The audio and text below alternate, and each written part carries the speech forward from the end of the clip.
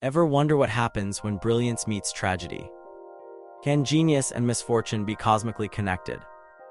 Throughout history, some of the brightest minds have had their lights extinguished far too soon, leaving us to wonder what else they might have accomplished. Number 11. Nikola Tesla, 1856 to 1943. Did you know one of history's greatest inventors died alone and broke in a New York hotel room? Nikola Tesla, the eccentric genius who gave us alternating current electricity, radio technology, and wireless transmission, spent his final years in poverty and obscurity. Though he lived to 86, Tesla's story is one of unfulfilled potential and stolen recognition. Tesla arrived in America with just 4 cents in his pocket, but a mind full of revolutionary ideas. He briefly worked with Thomas Edison before their famous falling out. While Edison promoted direct current, Tesla championed the superior alternating current system we still use today. He sold his AC patents to George Westinghouse, powering the 1893 World's Fair and winning the War of the Currents. Tesla's brilliance seemed limitless.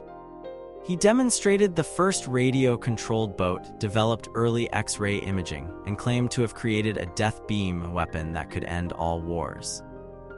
His Wardenclyffe Tower project aimed to provide wireless electricity to the entire world, but funding collapsed when investors realized there was no way to meter and charge for the power.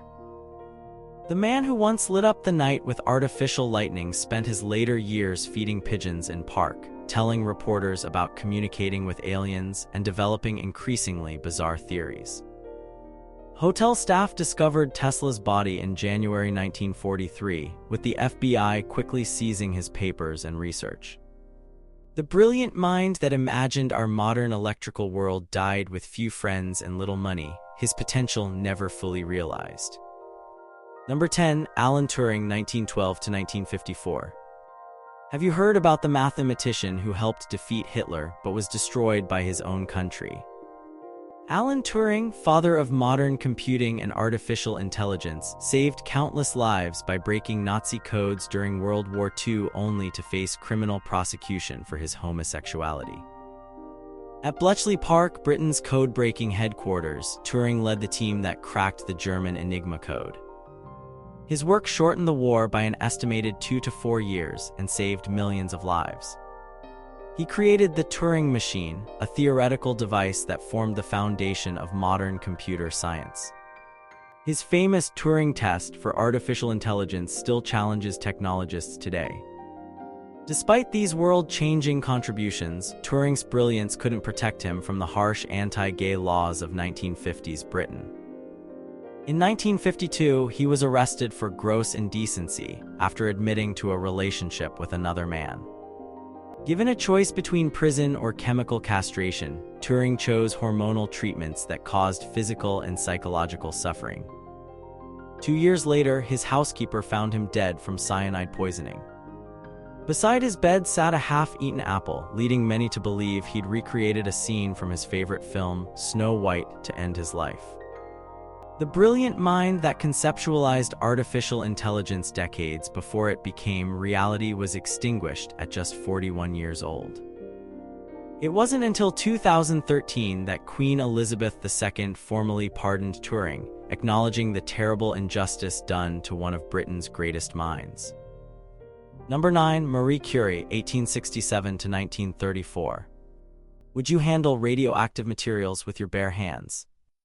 Marie Curie did, and it eventually killed her. The only person to win Nobel Prizes in 2 different scientific fields, paid the ultimate price for her groundbreaking discoveries. Born Maria Skłodowska in Poland, Curie moved to Paris for education when her homeland denied women university access. There she met fellow physicist Pierre Curie, forming both a romantic and scientific partnership. Together, they discovered the elements polonium and radium, pioneering the field of radioactivity, a term Marie herself coined.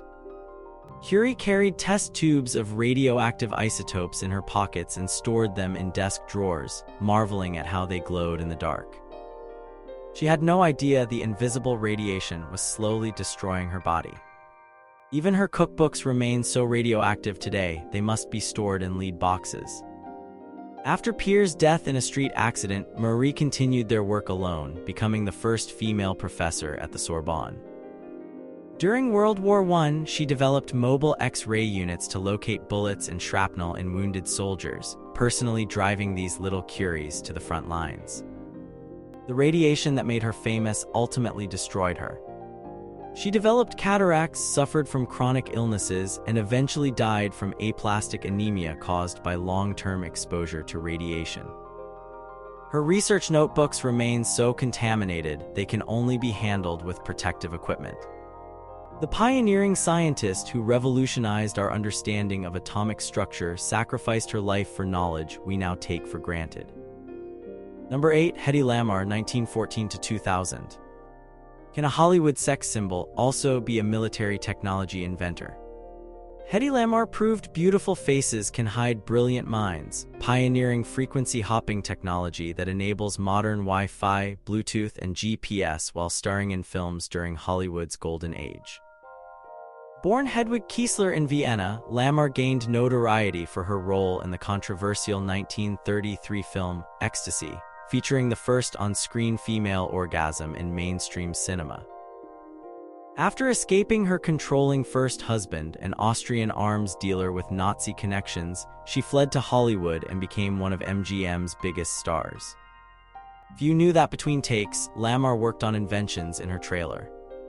During World War II, she developed a frequency hopping system to prevent enemies from jamming radio-controlled torpedoes. Working with composer George Antheil, she created a device that synchronized rapid frequency changes between transmitter and receiver, like a pianist playing coordinated dynamics. The U.S. Navy initially rejected their patent but secretly implemented the technology during the 1962 Cuban Missile Crisis. Lamarr received no compensation and little recognition during her lifetime. Her groundbreaking work formed the foundation for spread-spectrum technology that makes our wireless world possible. While Lamarr lived to 85, her career and contributions faced premature ends. Typecasting, ageism, and Hollywood's inability to see beyond her beauty cut short her film career. Her scientific contributions remained largely unrecognized until the 1990s. She spent her later years as a recluse, addicted to plastic surgery and methamphetamines prescribed by doctors. This pioneering inventor died with little understanding of how fundamentally her work had changed modern communications.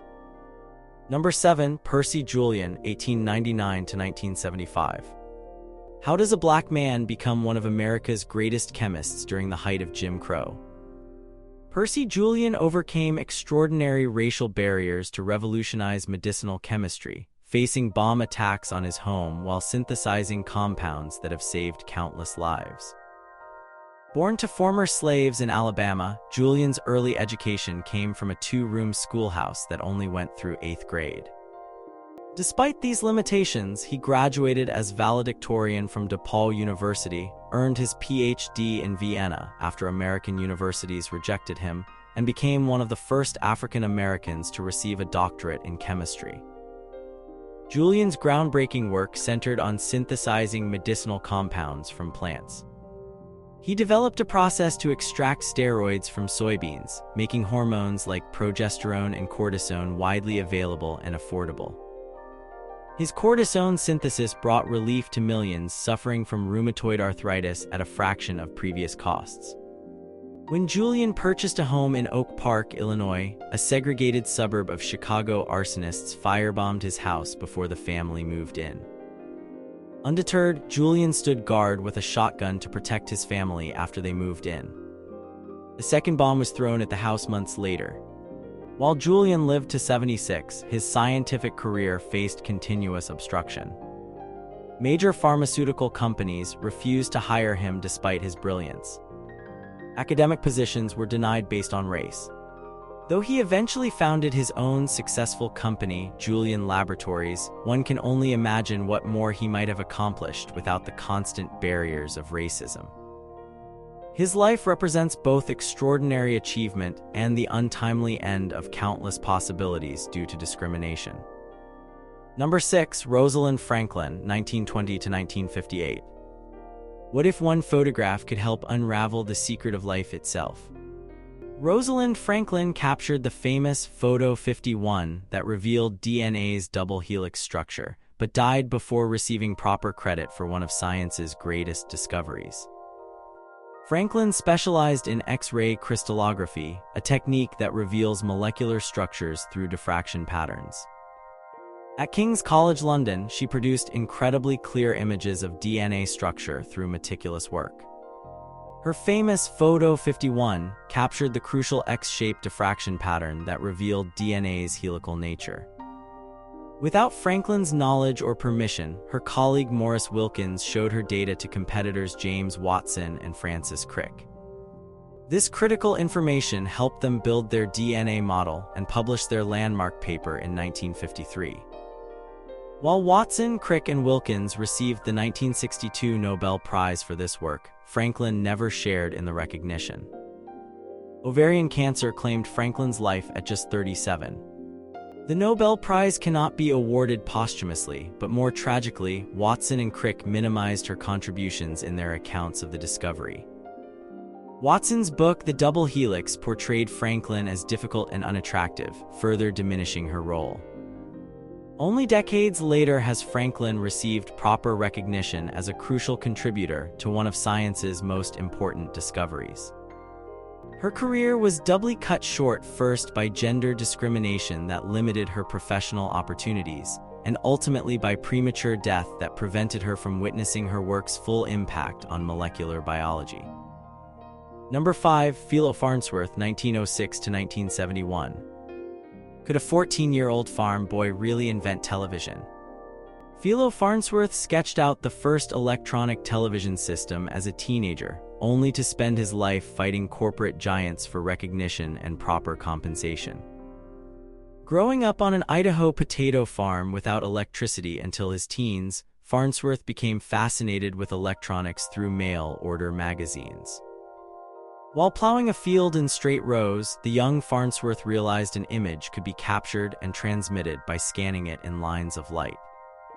This insight became the foundation for electronic television. By age 21, Farnsworth transmitted the first electronic television image, a simple line using his image dissector camera tube. Soon after, he broadcast a dollar sign, joking to his financial backers that they should remember television would produce money. What followed was decades of legal battles with RCA and its powerful leader David Sarnoff. RCA initially offered to buy Farnsworth's patents, then tried to invalidate them when he refused. After years of litigation, RCA finally paid Farnsworth $1 million for licensing, a fraction of television's eventual worth. The stress of these battles took a severe toll. Farnsworth struggled with depression and alcoholism, watching others get rich from his invention. Though he held over 300 patents, including early work on nuclear fusion, radar, and infrared night vision, financial success eluded him. When he appeared on the game show I've Got a Secret in 1957, even the panel failed to recognize television's inventor. Farnsworth died of pneumonia at 64, emotionally exhausted and financially struggling. The boy who had envisioned electronic television in a potato field spent his final years watching an industry worth billions while he lived in relative obscurity. Number 4. Hypatia of Alexandria, c. 355 to 415 CE. How does the world's leading mathematician and astronomer end up skinned alive with pottery shards? Hypatia of Alexandria, antiquity's greatest female philosopher, met a horrifically violent end amid religious and political tensions in 5th century Egypt. As head of Alexandria's Neoplatonic school, Hypatia taught mathematics, astronomy, and philosophy to students from across the Mediterranean world. In an era when women rarely received education, let alone provided it, she became the ancient world's most prominent female scholar. She edited mathematical texts, designed scientific instruments, and advised political leaders. Hypatia lived during Alexandria's transition from pagan to Christian rule. Though she herself maintained traditional philosophical beliefs, she taught students of all faiths. Her close friendship with Orestes, the Roman prefect of Egypt, drew her into conflict with Cyril, the city's powerful Christian patriarch. In March 415, a mob of Christian zealots attacked Hypatia's chariot as she traveled through Alexandria. They dragged her to a church, stripped her naked, and murdered her with pottery shards, scraping her flesh from her bones. They then burned her remains. Hypatia's murder marked the end of Alexandria's role as the ancient world's intellectual center. The great library, already in decline, lost its last connection to the classical tradition of free philosophical inquiry. Scholars fled the city, and the mathematical innovations Hypatia championed wouldn't be rediscovered for centuries. The brilliant light of ancient learning was extinguished at age 60 by religious fanaticism, representing one of history's greatest intellectual losses. Number 3. Anton Lavoisier, 1743 to 1794. Can a single day rob humanity of generations of scientific progress? The French Revolution's guillotine claimed Anton Lavoisier, the father of modern chemistry, with the judge famously declaring the Republic needs neither scientists nor chemists. Lavoisier revolutionized chemistry by introducing precision measurement and the conservation of mass principle, demonstrating that while matter changes forms, its total quantity remains constant. He identified oxygen's role in combustion, debunking the prevailing phlogiston theory. His systematic approach to elements and compounds created the foundation for modern chemistry. Beyond his scientific work, Lavoisier served as a tax collector for the firm Generale, a private corporation that collected taxes for the French monarchy, a role that would eventually lead to his downfall. He used his wealth to fund scientific research and public health initiatives, including improved water and air quality in Paris. When the French Revolution erupted, Lavoisier's association with tax collection made him a target despite his progressive views. Revolutionary leader Jean-Paul Marat, whose scientific theories Lavoisier had criticized years earlier, particularly despised him. In 1794, the Revolutionary Tribunal arrested Lavoisier and other tax collectors. After a trial lasting less than a day, Lavoisier was convicted of tax fraud and conspiracy against the people of France. When colleagues appealed for clemency based on his scientific contributions, the judge reportedly responded, "The Republic needs neither scientists nor chemists. The course of justice cannot be delayed." Lavoisier was guillotined at 50 years old, ending the career of one of history's greatest scientific minds. The mathematician Joseph Louis Lagrange lamented, "It took them only an instant to cut off that head, and 100 years may not produce another like it." Number 2. Salvador Allende, 1908 to 1973. What happens when a democratically elected socialist defies American interests? Salvador Allende, Chile's Marxist president and physician turned politician, died during a CIA-backed military coup that replaced democracy with nearly 2 decades of brutal dictatorship. Before entering politics, Allende worked as a physician, witnessing firsthand how poverty impacted health outcomes. This experience shaped his political vision of providing universal healthcare, education, and economic equality. After 3 failed presidential campaigns, Allende finally won Chile's 1970 election with a plurality of votes. As president, Allende nationalized major industries including copper mining, previously controlled by American corporations, expanded land reform, and implemented free milk programs for children. These policies threatened both domestic elites and foreign business interests, particularly in the United States during the Cold War. The Nixon administration, determined to prevent a second Cuba in Latin America, worked to destabilize Chile's economy while supporting opposition forces. When economic sanctions and political pressure failed to remove Allende, the CIA supported military action. On September 11, 1973, Chilean armed forces surrounded the presidential palace with tanks and aircraft. Allende refused offers of safe passage, choosing instead to make his last stand in La Monda Palace. After delivering a final radio address to the Chilean people, he reportedly took his own life with an AK-47 given to him by Fidel Castro rather than surrender. Some dispute the suicide narrative, suggesting he may have been killed by coup forces. General Augusto Pinochet's subsequent dictatorship tortured, killed, or disappeared thousands of Chileans while implementing radical free market economic reforms. Allende's democratic experiment ended at 65, cutting short the world's first freely elected Marxist government and ushering in decades of repression. Number 1. Martin Luther King Jr., 1929 to 1968. What happens when you dare to dream of equality? Martin Luther King Jr., the prophetic voice of America's civil rights movement, was silenced by an assassin's bullet on a Memphis hotel balcony at just 39 years old, as he expanded his vision from racial justice to economic inequality.